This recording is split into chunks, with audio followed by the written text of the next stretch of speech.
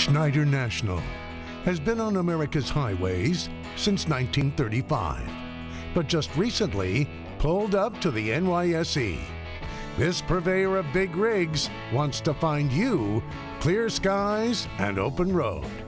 Is there enough tread on their tires to navigate life in the stock market? Well, this market can be very hostage to what goes on in Washington. Most American companies will keep on keeping on regardless of what happens in Congress, the White House. But every now and then you'll find an industry that could potentially be impacted either way, positively or negatively, by our politics. Take trucking. Right after President Trump was sworn in, he had a bunch of trucking executives to the White House to discuss how the administration could help bolster their growth.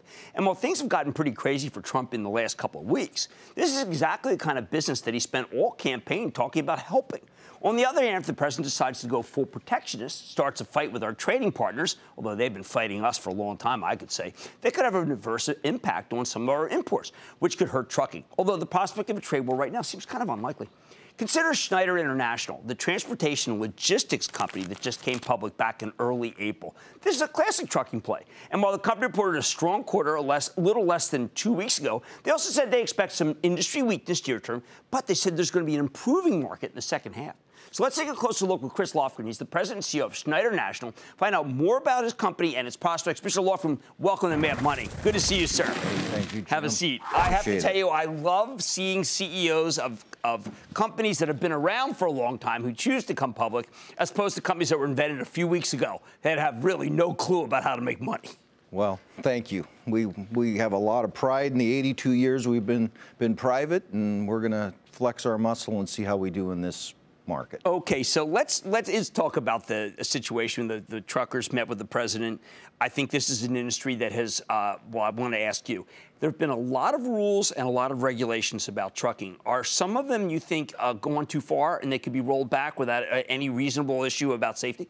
I think the biggest thing the industry is fighting through is this thing around hours of service. And what's most important, I think, is to land someplace and live with it, because the change is highly disruptive in terms of what you have to do with your systems, how you get the drivers to understand how to manage their work life and things like that. So I would argue we might have gotten to different ones in a different way, but I think we should stay with what we got and then learn to live with it. And you've made that message to the White House, and hopefully they understand what you mean? Yeah, I think they do. I think there's some debate, there's some things that are being litigated, but you know, it'll get resolved.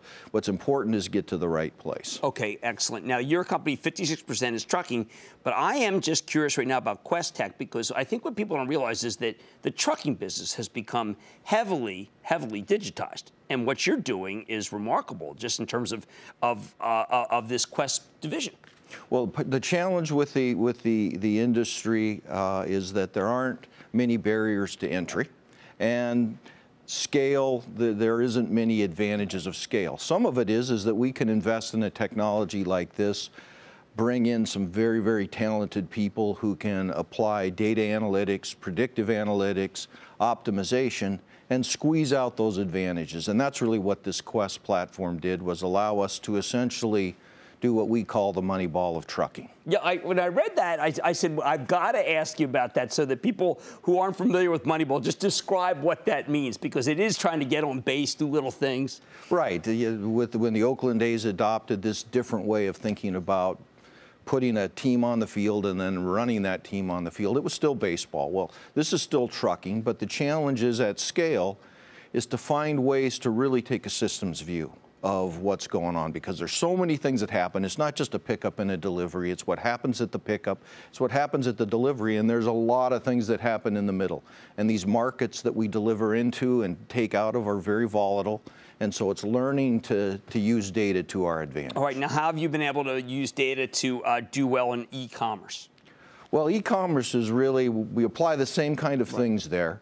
It's changing how product flows, and whether you're a brick and mortar company who is now trying to respond to the people in Seattle who have had a real disruptive effect, but it's It's changing how things flow. Some of that final mile to the consumer is coming out of the back of the store, which doesn't affect us. Right. But some of it's going through fulfillment centers, which changes the flow of goods, and we have to see how that plays out over time. But it's also created in this hard-to-handle area, like furniture and carpet and flooring and some of these kinds of things, a real opportunity for a company like ours, which we've done through acquisition, to make sure we're positioned to play in that. Oh, it seems like you really have. Now, the last thing, I was quite heartened. I know that you said that this first half, little weakness, but you are saying that could be some pricing improvement, and you're looking for a better market in the second half. Still standing by that? Because that would be, always trying to figure out whether this economy is getting better. I want to believe it's getting better, but Schneider knows more than I do.